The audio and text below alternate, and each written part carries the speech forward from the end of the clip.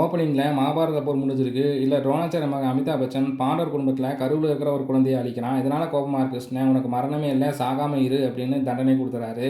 அதற்கு விமர்சனம் கேட்குறாரு அமிதாப். அதுக்கு அடுத்த யுகத்தில் ஒரு பெண் கருவில் உருவாகி வருவேன், அப்போ என்னை காப்பாற்று அப்படின்னு, அப்போ தான் உன் சாபம் தீருன்னு சொல்கிறாரு. கட் பண்ணால் 600 வருஷம் ஓடிடுச்சு. பெரும்பாலான பூமி அழிஞ்சிருச்சு. காசி நகர் மட்டும்தான் இருக்குது.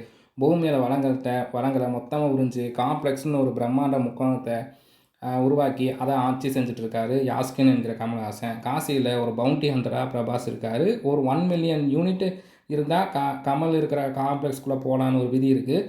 அதுக்காக போராடிட்டுருக்காரு. அதே நேரத்தில் காம்ப்ளெக்ஸில் பல பெண்களை அடைச்சி வச்சு அவங்களுக்கு செயற்கை முறையில் கரு உருவாக்கி அது ஒரு ரகசிய திரவத்தை எடுக்க முயற்சி செஞ்சிட்ருக்காரு யாஸ்கின். கரு சுமக்கும் பெண்களை நல்ல வசதியாகவும் வேலை செய்யும் பெண்களை வசதி குறைவாகவும் நடத்துகிறாங்க. கருவை யாருமே 3 மாதத்துக்கு மேலே சுமக்க முடியல. ஆனால் தீபிகா படுகோன் வயிற்றில் ஒரு குழந்தை உருவாகுது. அது மட்டும் 3 மாதத்தை தாண்டி வளருது. அதை அழிக்காமல் காப்பாற்றணும்னு நினைக்கிறாங்க தீபிகா. அதனால் ஒரு சிலர் உதவியோட அங்கேருந்து தப்பிச்சு பசுபதி கூட ஷாம்போலா போகிறாங்க.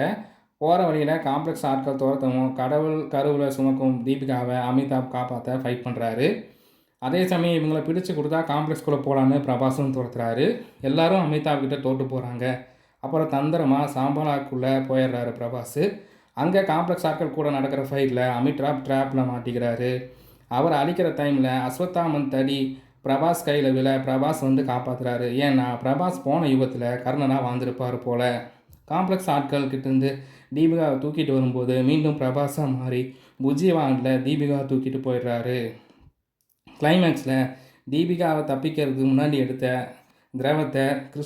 திரவத்திலேருந்து கிருஷ்ணர்னு தெரியுது. இதுதான் ப்ராஜெக்ட் கேவாமா. இப்போ தீபிகாவை தூக்க கமலே களத்தில் இறங்குறாரு. இனி செகண்ட் பார்ட் இருக்கும் போல் பார்ப்போம். சப்ஸ்கிரைப் பண்ணுங்கள், லைக் பண்ணுங்கள். மீண்டும் சந்திப்போம்.